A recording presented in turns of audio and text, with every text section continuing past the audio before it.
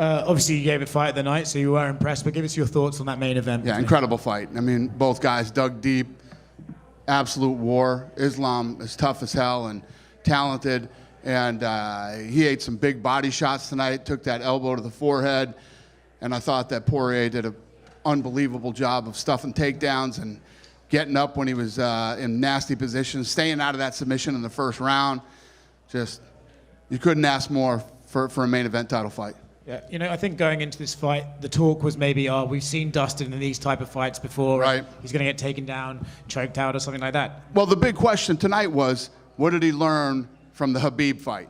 I mean, after that fight, he was horrified. He said, I couldn't believe, you know, how I couldn't do anything against him, and he's going in against a protege guy who, you know, fights exactly like him. And obviously, he worked hard on the takedown, defense, and getting back up from the bottom. And for him to show that sort of heart, right, he's getting taken down, he's been in that position before against Khabib, but to not quit on himself and to keep fighting, you couldn't really ask for more from him tonight. I agree. And you know, going into this fight, it's he knew what to expect. He knew exactly what to expect, and I'm sure they worked on that a lot in their camp, but you'll have to ask him about that. But he looked great. It was an awesome fight. Yeah, it's fantastic. He did say in the cage that he thinks this might be it. Do you think he should walk away if he's talking like that, or do you think Dustin has more to offer the sport, and you never know, he might be able to climb back to another title fight in the future? Well, I think last time that we got together and talked after his fight, we were talking about Saint Denis and how he sort of flipped out. And, you know, I say this all the time. Fighters are a very paranoid bunch, you know. They're trying to get me beat, or they're trying to do this. We don't do anything. We put on fights. Whether you win or lose is up to you. And I think that Dustin, you know, coming out of the Saint Denis fight, had to have a lot more confidence than he had going in. You know, we put you in these positions to do great things and you know, achieve greatness. And he was that close tonight, you know, coming back and possibly winning a world title. Would you like to see him fight again? It's up to him. It's not up to me. It's up to him. He knows what he wants, doesn't want. He knows how he felt. He knows how he feels right now. That's all up to him. Listen, he's a star. He can stay around here as long as he wants to. Co-main event, Sean Strickland beat Paulo Costa. There was kind of a weird judges' scorecard in that they gave it to Paulo, I think. That wasn't weird. It was fucking nuts is what it was. It's insane.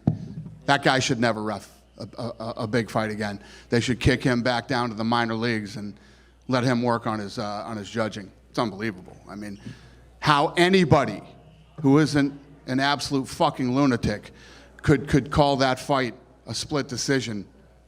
I don't even know what to say about that. It's insane. That guy shouldn't be judging big fights. What did you think of Sean Strickland's performance? He said he wanted to do more, but Paulo was running away from him and he couldn't engage in him. What did you think of his performance? Yeah, I mean, it's not the fight I expected. I mean, every time you see Paulo Costa in a fight, it's a war. You know, he usually goes to war. But you could tell tonight he couldn't get off. Brilliant kicking that leg the way he did. Strickland's tough as hell. Was eating those leg kicks, you know, all night. Has he been in here yet? No? Yeah, I'm wondering how he's walking because, you know, I haven't heard anything, but he did some big damage to that front leg. And, you know, I thought he fought a beautiful, perfect fight. I mean, he's a very awkward guy to fight, and how he throws those teep kicks and his hands are so good. He's very elusive and beautiful jab. And he basically picked Costa apart and shut him down.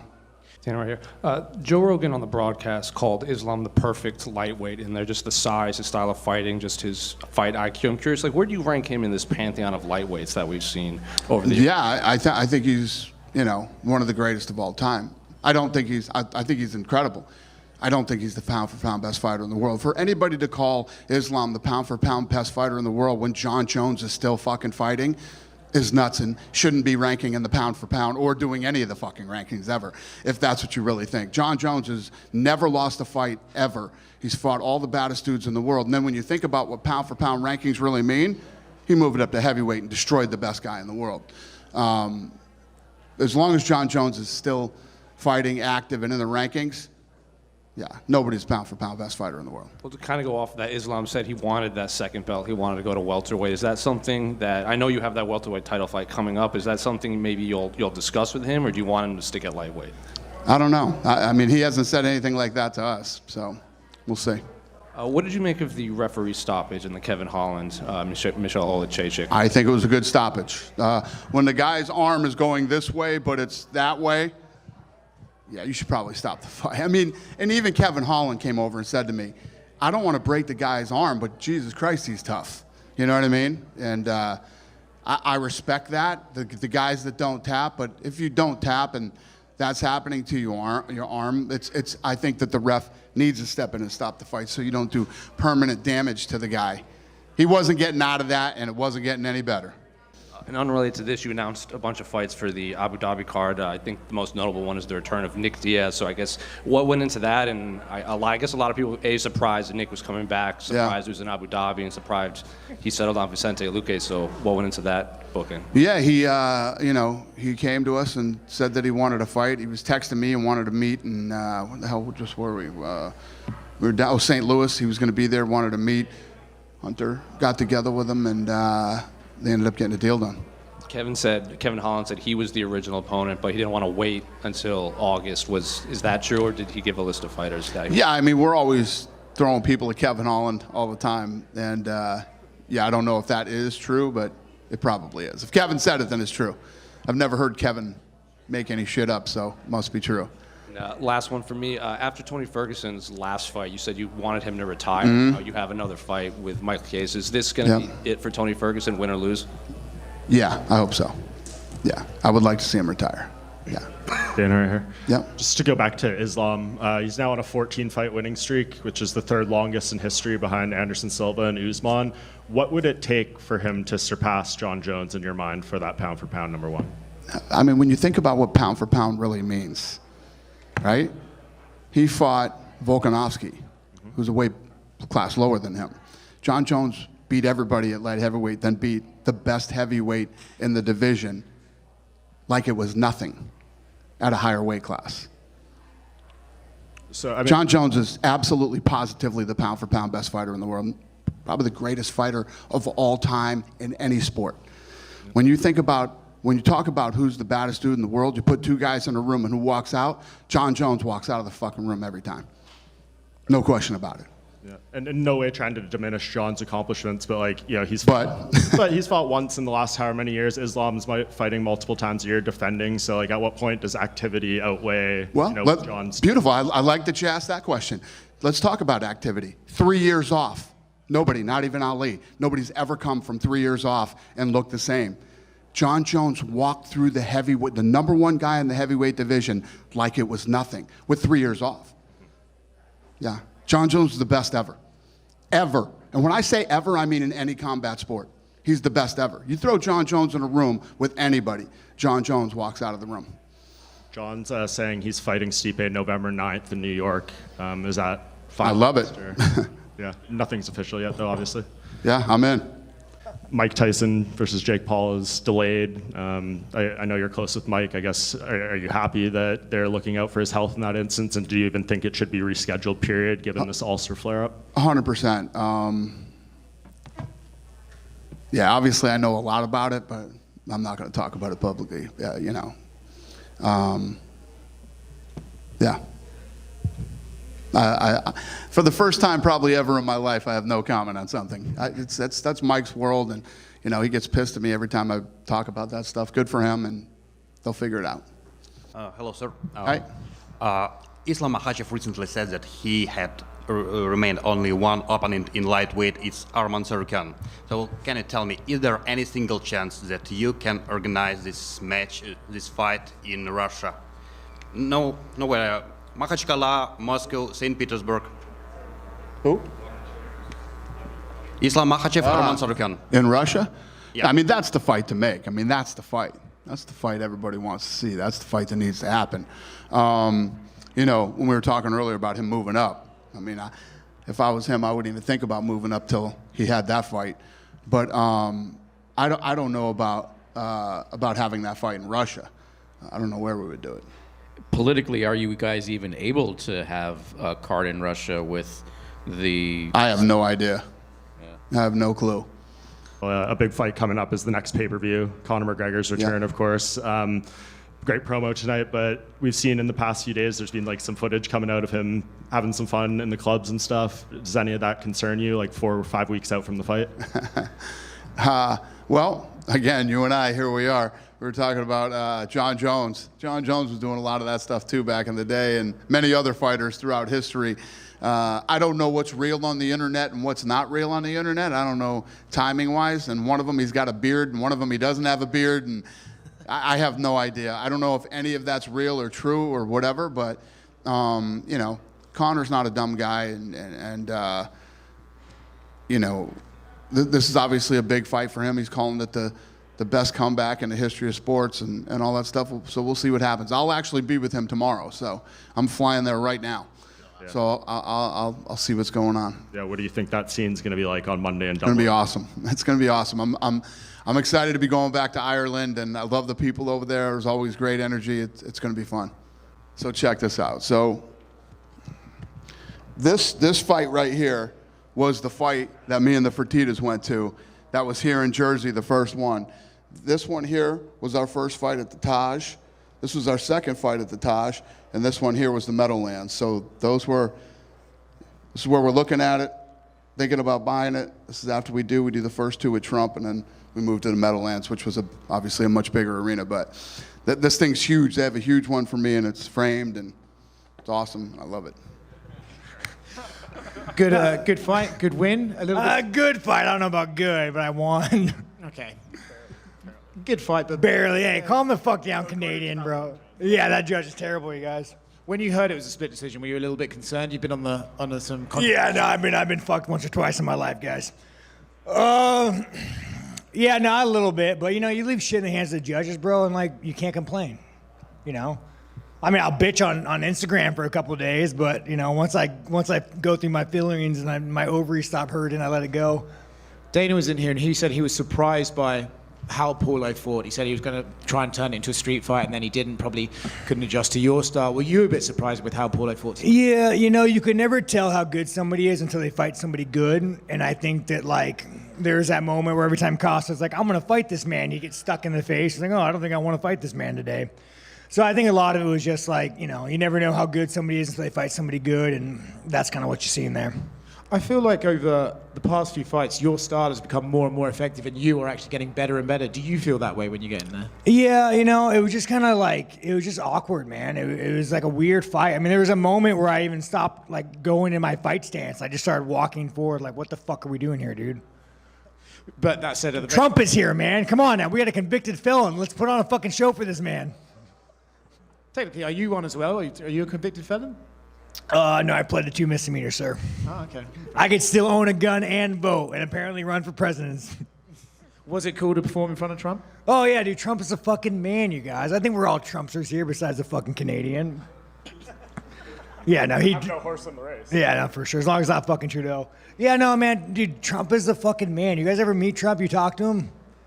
You know, like, I thought I wouldn't like the guy, you know? I mean, he hooks up with models all the time, you know? He has a lot of money. Like, I'm a little jealous, but no, you meet him and he's actually a solid fucking guy. He asks me how my woman's doing. Like, he gets to know you. Yeah, he's a good fucking dude, man. Good fucking dude. You said you obviously wanted the title. Dana was in here saying they're still trying to book that fight between Dricus and Israel. I'm gonna wait. I fucking paid my fucking dues, man. I paid my dues. I got fucking robbed in dirty fucking Canada. No offense, fucking Airbuds, man. You know, you have an iPhone, I'm not going to judge you, but but I got robbed there, dude. We all know I got fucking robbed. At least Dricus doesn't back up. So I'm going to sit my fucking ass in the gym, and I'm going to be a team player, and I'm going to fucking wait. And I'm going to fucking wait until they say, Sean, go beat this man. What kind of phone do you have? I got a fucking Android, dude, because I fucking love freedom in America. You probably, like, you're fucking Apple, dude. Does it come with a pink dildo when you get it, or what? No, mine didn't. Okay. We'll get you one. Yeah, sweet. Hey, Sean. You said that you weren't necessarily thrilled with this performance. Is there any concern about the Whitaker versus Chimaev fight coming up? I'll wait. I mean, again, if that's what the UFC wants, I'll fucking wait, you know? The problem with these fucking cunts, bro, besides Whitaker, they get a fight and they take like 8 months off. Like, what the fuck? What are you guys doing this 8 months? What are you guys doing for 8 months? Just say yes to the fight. Go fucking fight. I don't understand why these assholes take so much time off. Right here. Obviously, things didn't go the way you wanted to tonight. What are your kind of just immediate reflections on how the fight unfolded and maybe what you could have done differently in there?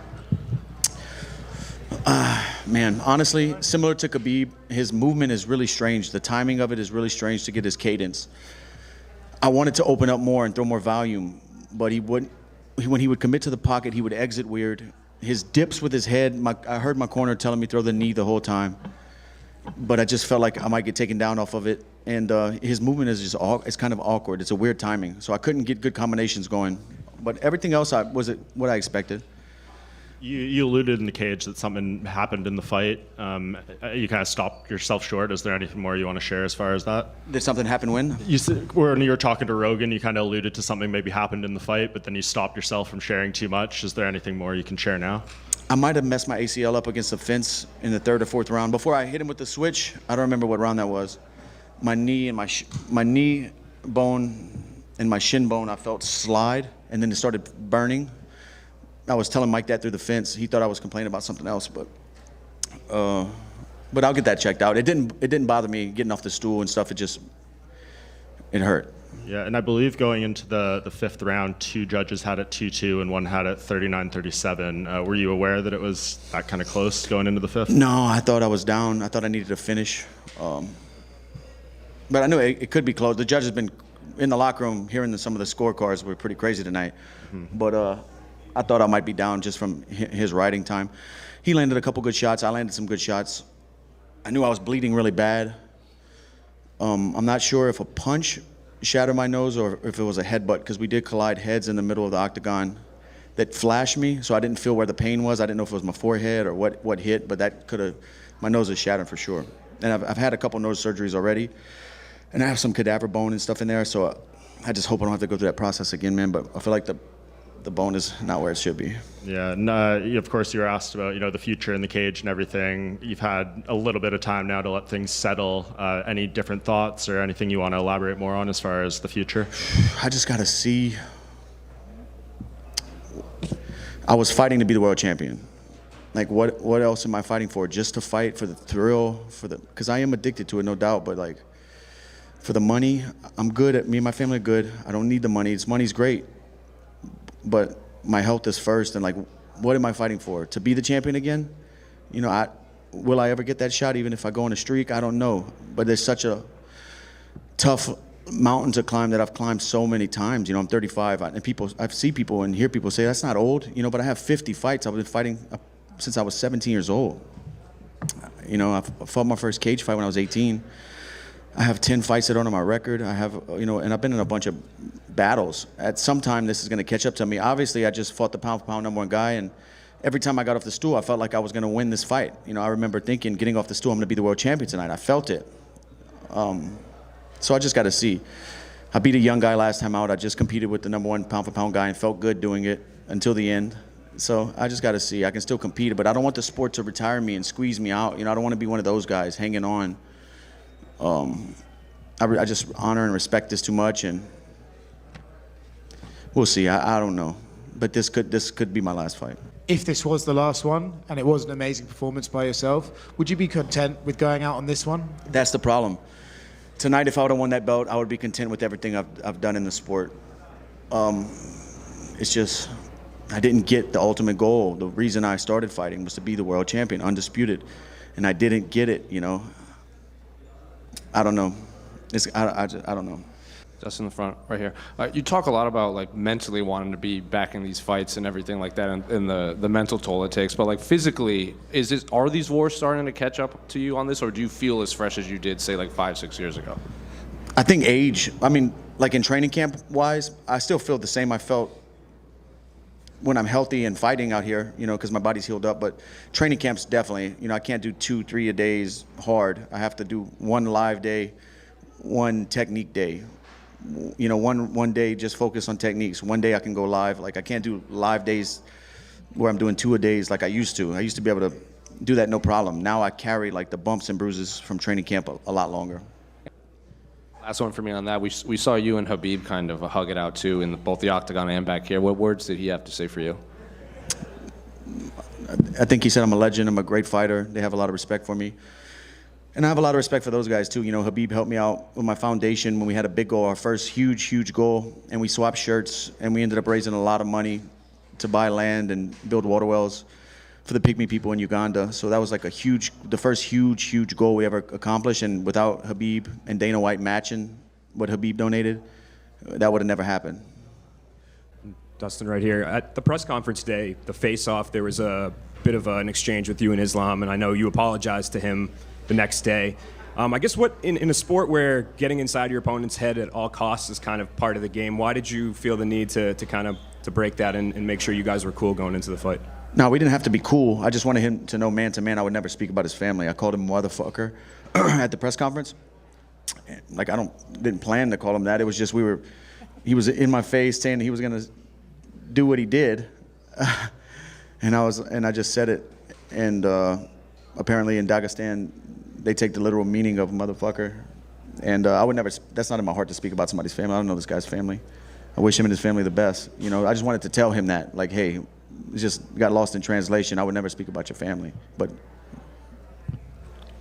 14th straight win, 3rd straight title defense. You finish it in the last round. How did the fight go compared to the game plan and what you were expecting to do? Honestly, it's a very good fight, but I don't like when you have the cut. Everything is pain now. Tomorrow, I think it's gonna be more pain. But Dustin is a dog, you know. He will bite, kick, punch. Happy to finish him, but this guy, one of the best, still one of the best in the world. Yeah, going into the 5th round, it was 2-2 on 2 judges' scorecards, and then it was 39-37 on 1 other's. Does that make you a little bit nervous and glad that you did finish it in the 5th round? Honestly, after 4th round, I asked Khabib what the score. He say 4-0 or 3-1. I don't remember honestly, but I don't know. Someone put 2-2. And happy to finish, you know. If it's not finished, we still have many questions. When you finish the opponent, it's done. Oh, it's 3-1. Okay, sorry. Yeah, sorry. So 2 judges had 3-1. My bad. It's okay, man. Dana was in here a few minutes ago, and we were asking him about you, and he was very adamant saying you're not the #1 pound-for-pound fighter in the world, and that John Jones is. And I was trying to push back, being like, you're much more active than John Jones, you're fighting more, and he said, no, it's John Jones. What do you think about that? I don't know. Maybe it's his opinion, but I think I saved this card today because all these fights boring, and the whole arena almost sleep. And we show with Dustin great performance. Then give me 2 bonuses. Before I remember when I have like first contract, I'm happy when I have bonus, but now it's okay. Honestly, it's my dream fight in Madison Square Garden, and you know, now I think the US fan like me because we show good fight tonight, and if they give me a chance to come back in Madison Square Garden, this is my dream fight in this arena. Last one for me. I know you said you wanted that double champ status, but Dana also said that he was very interested in the rematch with Arman. You also at Media Day said you weren't very interested in rematches. You liked new opponents. So do you want that double champ status, or are you willing to fight? Yeah, of course. Who don't want to be double champion? This is a history, you know, how many double champ we have. This is a dream for all fighters to get second belt, you know. This is my dream, and I want to be in the history, and people know me like double champ. This is my dream, you know. It's, if I have chance, small chance, I will get, and it's things what may wake up in every morning and training very hard, you know. I believe you're tied for the most defenses for lightweight champion. So one more, you would be the most ever. So does that also appeal to you? I don't follow beat some record or something like this, you know. If you want to great legacy, you have to get second belt. It's my opinion.